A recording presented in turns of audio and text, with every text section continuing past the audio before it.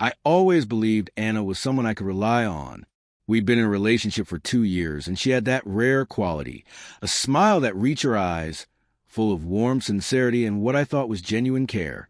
Our relationship wasn't flawless, but it felt authentic. We shared our hopes, confided our fears, and spent countless evenings together, watching films, having deep conversations, or just enjoying each other's presence in quiet comfort. One Saturday afternoon, I drove over to pick her up from Isla's place, her closest friend. They had planned a small girls' get-together, but Anna had asked me to swing by later so we could grab dinner afterward.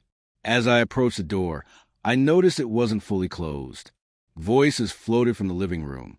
I hesitated, not meaning to listen in, but the words I caught made my stomach twist. "Just do it," Isla said. "Tell him it's over. If he really cares, he'll fight for you.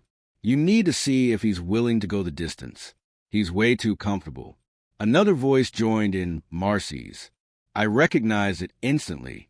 "Yeah, girl, if he begs or proves himself, that's how you'll know it's real.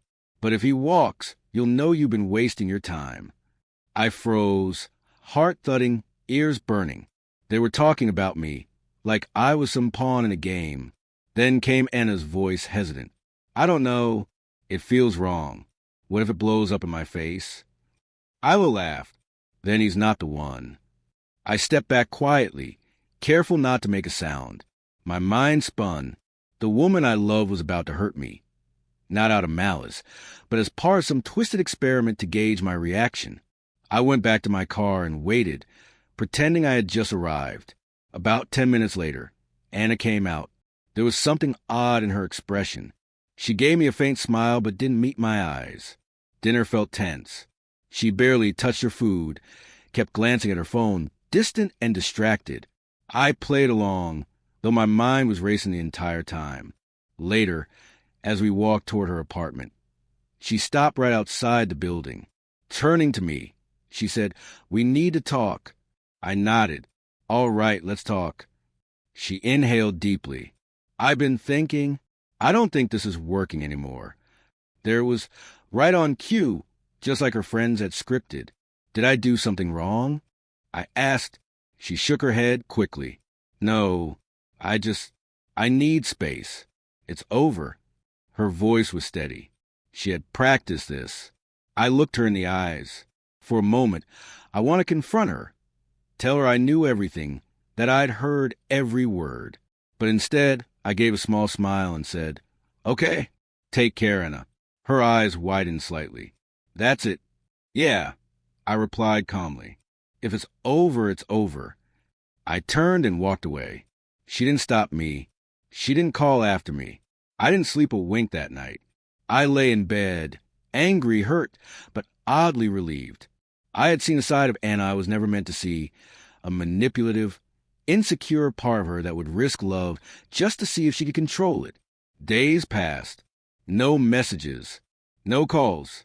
On the third night, she showed up at my place. At first, I didn't open the door.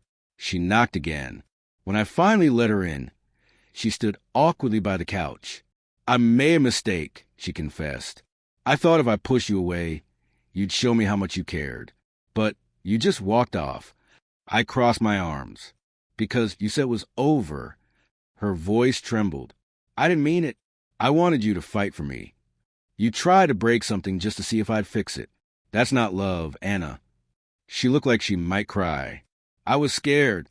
I thought maybe you were losing interest. And instead of being honest with me, you chose to test me? You let your friends design a way to break my heart, like it was some kind of challenge." She sank onto the couch, defeated. I didn't know what else to do. I sighed. "You could have told me how you felt.